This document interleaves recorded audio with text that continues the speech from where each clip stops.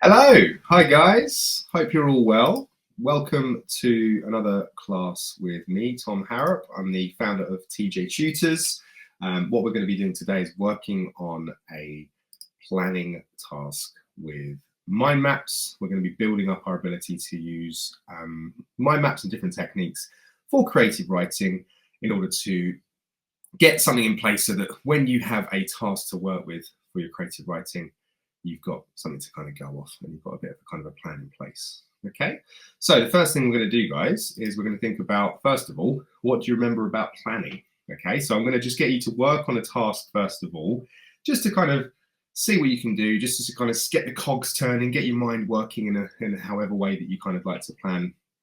And then I'm going to show you a way of doing this yourself. Okay, so here is your picture and task. Okay, let me just get this on big on the screen for you guys so you can see it as follows. So the task here is to write a description of a thief who is wandering through a medieval town.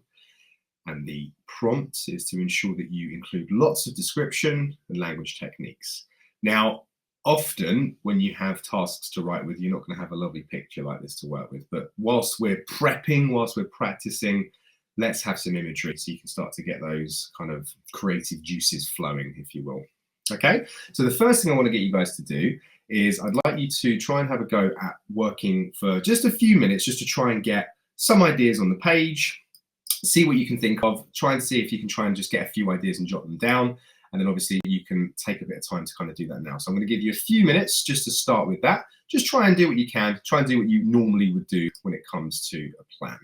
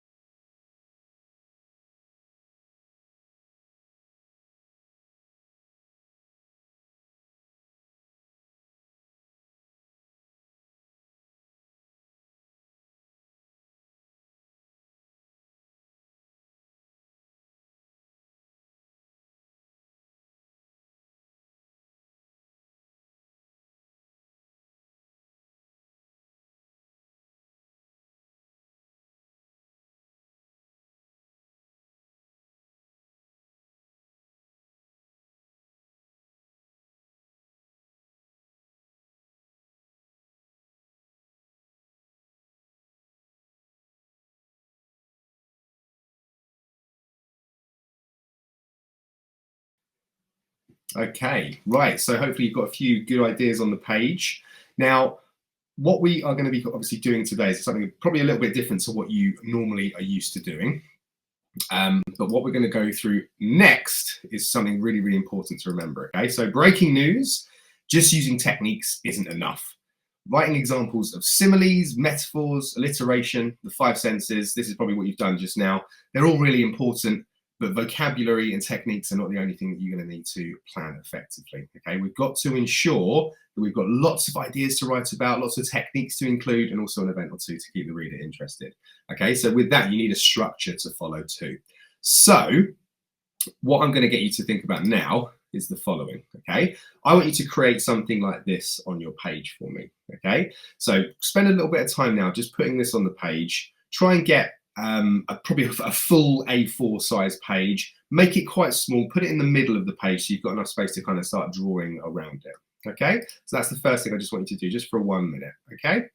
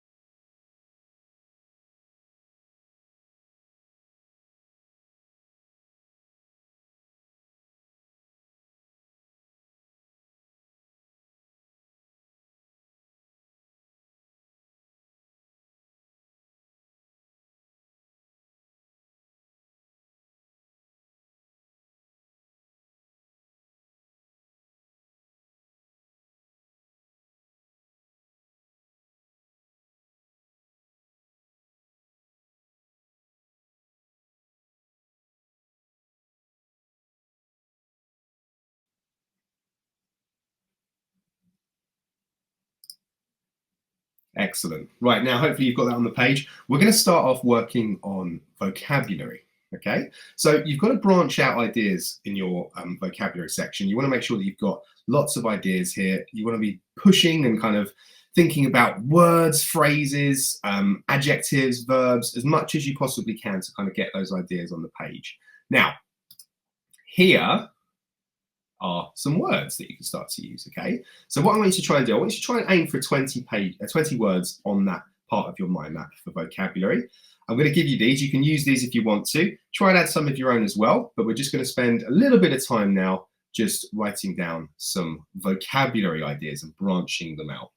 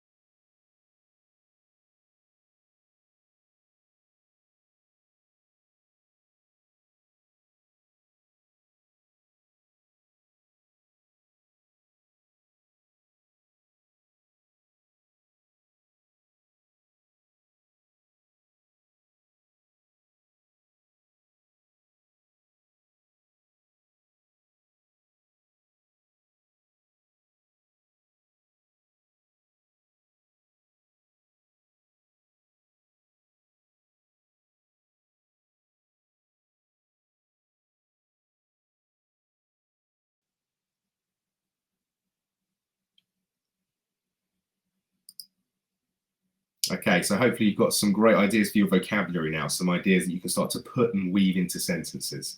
Now, the next thing I want to get you thinking about is working on the senses. Okay, so I'm going to, again, it's really, really important that you've got a wide variety of techniques. Not too worried about sight, because obviously sight we've just done in vocabulary, but you can certainly think about sounds, smells, sensations, tastes. All of these things will be really, really useful. Smell and taste are very, very closely linked senses, so you can obviously use either of those for either side of that. But I want you to try now just to branch out in your mind map, trying to think about as many different senses as you possibly can. I'm going to give you a few minutes to do that now.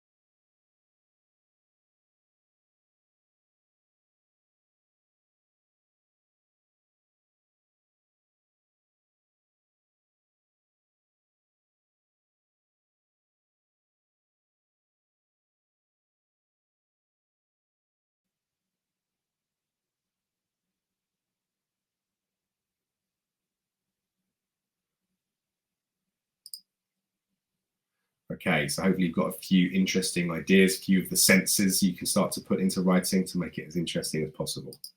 Now, the next thing that we're going to be looking at is metaphors. Okay, so I've given you some metaphors to think about here. I want you to try and start reading through some of these. Think of your own as well. So the ones I've got here will be really useful. Again, try and take some of my ideas if you want to. I'm more than happy for you to do that. The way that we get better as writers is by mimicking other people's writing. So you can absolutely take some of these and use them as your own. Okay. So you could say the town was a labyrinth of secrets, each alley a potential escape route. His heart was a stone, cold and unyielding, as he slipped through the crowd. The night was a blanket that wrapped around him, hiding his presence. The castle loomed like a giant, its shadow covering the square. The market was a living organism, pulsing with the energy of traders and customers. So again, try and think about making things into things that are something else. Okay, metaphors are a very, very powerful way to make sure your reader is immersed, engaged. Good writing will make the reader work. Okay, that's what we've got to be doing. We've got to be creating an active reader. So that's what you've got to be doing with your metaphors, really trying to situate two ideas together and make the reader kind of work with them and think about them. Okay, so just a few minutes now, we're going to think about some metaphors.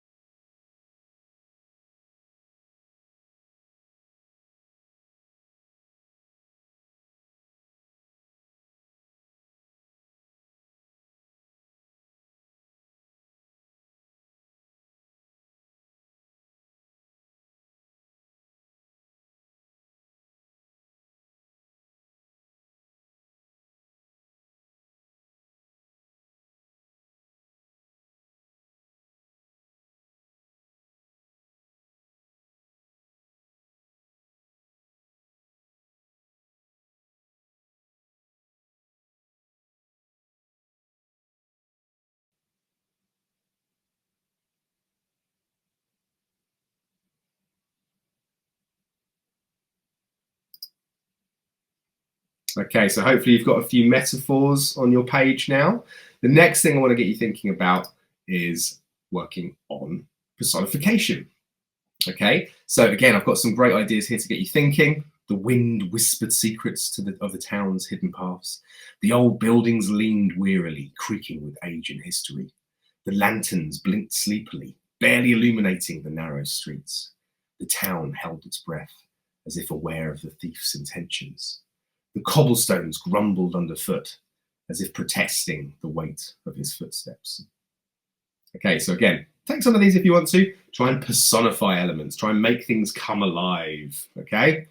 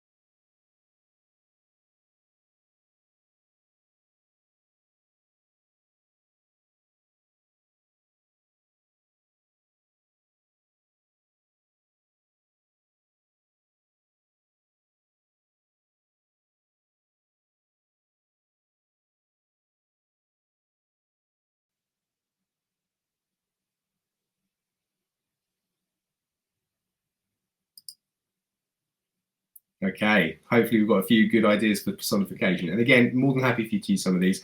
I've given you these in sentences. It's probably just worth noting now. It might not be worth just writing them all in sentences at all times when you're doing a plan, because you're obviously going to be doing the same thing twice when you actually write a piece. So I recommend instead you're picking small quotations. If you're taking some of these ideas, just small phrases, just to kind of start dotting them around the page and getting them on there, okay? Right. Next thing I want to get you thinking about is similes, okay? So here I've got a few similes again to help you. So the lantern light flickered like a dying star, casting eerie shadows. His movements were as fluid as water, slipping unnoticed through the crowd. The fog wrapped around him like a cloak, concealing him from prying eyes. The shouts of the market vendors echoed like the calls of distant birds. The cobblestones felt as rough as sandpaper under his feet. So again, I'm more than happy for you to take some of these ideas, guys. It's all about branching out, thinking of interesting kind of nuanced ideas that you might not have thought of originally. Take some of mine. I've got no problem you doing that. It's going to kind of expand your horizons and kind of expand your imagination, so you can start to put your own ideas on later down the line. So if you need to do this, that's no problem. Just a couple of minutes now, guys, for some similes. Try and write some ideas down on your mind map.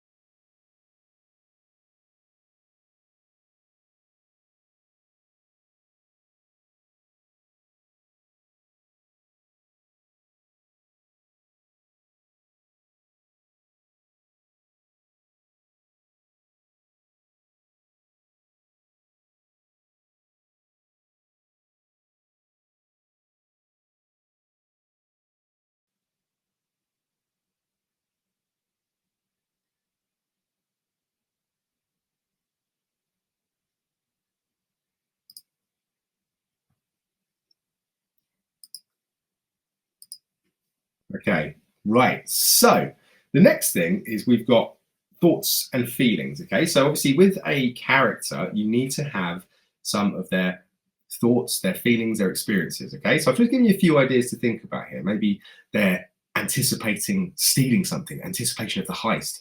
Maybe they're feeling thrill and excitement. How can you show the thrill and excitement? Maybe their heart is racing. Maybe their hands are trembling as they're fumbling to pick out some coins out of someone's purse. Maybe they're constantly vigilant, constantly nervously twitching, looking around kind of for like a town guard or something like that. Maybe they're momentarily distracted by the bakery's warmth as they walk past the door. They pause for a moment, they shut their eyes, they take a deep breath of that delicious, warm smell of bread. Maybe they're feeling that tension of getting caught. Maybe their limbs are getting tight as they're kind of moving towards that prize.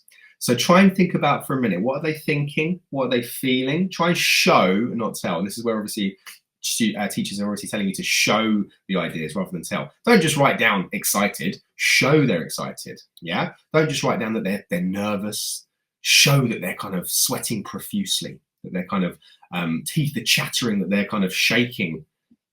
That's going to make it much more interesting. Okay. So just a couple of minutes now for thinking and feeling in that thoughts and experiences section.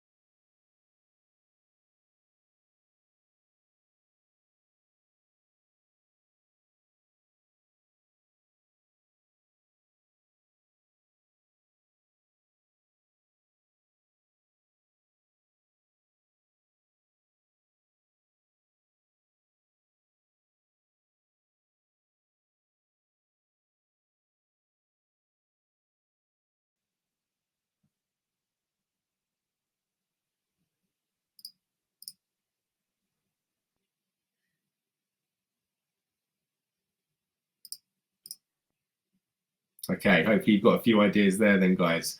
Right, now, the last section here has got to be an event. Something's got to happen here, okay? So, again, think of just one thing that happens here. I want you to try and focus on one single event. I've got a few ideas to get you thinking here. So maybe they spot a wealthy merchant with a bulging purse. Maybe they have a sudden confrontation with the town guard. They discover an unlocked door leading to a wealthy home. A chance encounter with another thief. A narrow escape through an underground tunnel. I want you to think of one event, just one event, and that's because obviously we don't want loads of things happening because it's going to force you to tell a story that's too complex rather than show a small moment in time.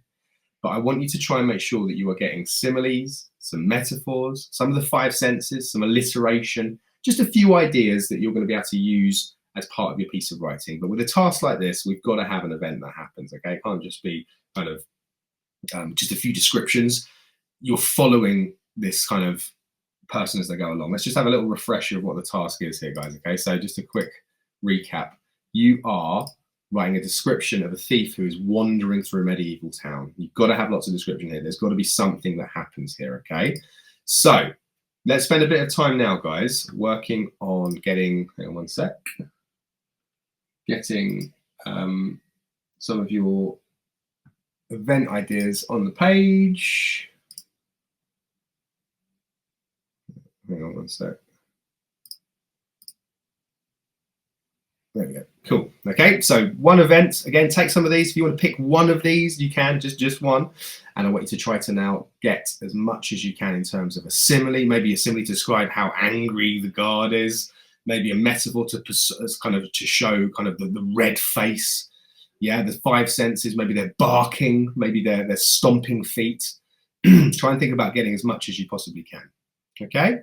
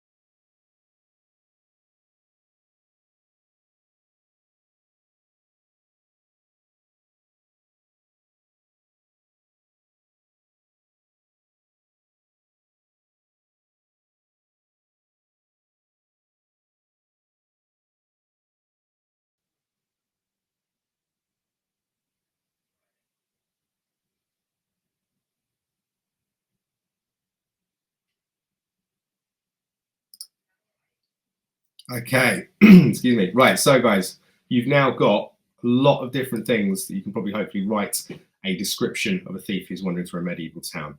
Okay, now what I'm going to do, guys, is I'm also going to give you something to help you with this. I'm going to give you a model answer and a plan to write as well. So you can obviously pause the video, you can take some notes on this part of the mind map, and I'm also going to give you, this part of the text for your mind map, and I'm also going to give you a paragraph plan too. But I'll just read this out for you, just to get you started, okay? So the thief slunk through the narrow, winding alleys of the medieval town, his footsteps muffled by the cobblestone streets slick with recent rain. Cloaked in a ragged tunic, he kept to the shadows, where the flickering torchlight from the watchman's patrol could not reach. The air was thick with the pungent aroma of roasting meats and the earthy scent of damp wood, mingling with the distant laughter and chatter of tavern-goers. His sharp eyes darted from merchant stalls to the pouches hanging loosely from the belts of distracted townsfolk. Like a fox in a hen house, he moved with stealthy grace, his heart pounding with the thrill of the chase. In the marketplace, he paused under the eaves of a bakery, its warm glow and sweet scent of fresh bread momentarily alluring. The wooden shutters of the shop seemed to whisper secrets of riches hidden within. The thief's fingers twitched with anticipation as he scanned for easy marks. An unwatched purse, an unlocked door. The town was a living creature, breathing and pulsing around him, its cobbled arteries carrying the lifeblood of commerce and opportunity. With every step, he felt the weight of the night's possibilities, the risk and reward balancing on a knife's edge. Now, again, you can take anything you like from that example, guys. Anything that's going to be useful that you can use, you can put into your piece of writing. Okay, so let's have a little look at what a paragraph plan would look like for this. Okay, so I mean, my example there is just 2 paragraphs, but just to kind of get you thinking here. Okay, we want to show how he's feeling. Okay, so we want to start by setting that scene, describe the city in general, mention the senses, show how he's feeling, zoom in on something particular. Okay, focus in on something that's going to get the reader orientated, get the reader kind of situated into the story. They know where they are, and then you can go into the event that happens in paragraph 2. So focus on the problem, techniques, thoughts, show lots of description, show not tell, the 5 senses. Okay, once you've got that, then you can think about how you're going to end it. Okay, so obviously you want some kind of resolution for whatever event you picked.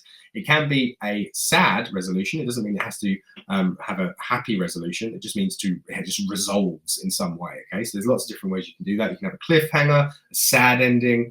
You can have an ending where there's a bit of a twist. Maybe they turn around, they're chasing another thief, and it turns out to be a relative or something like that. So you can play around with these different kind of endings there to have a go with. But the most important thing to remember to include is that you're getting varied sentences, varied vocabulary, and lots of examples of the 5 senses.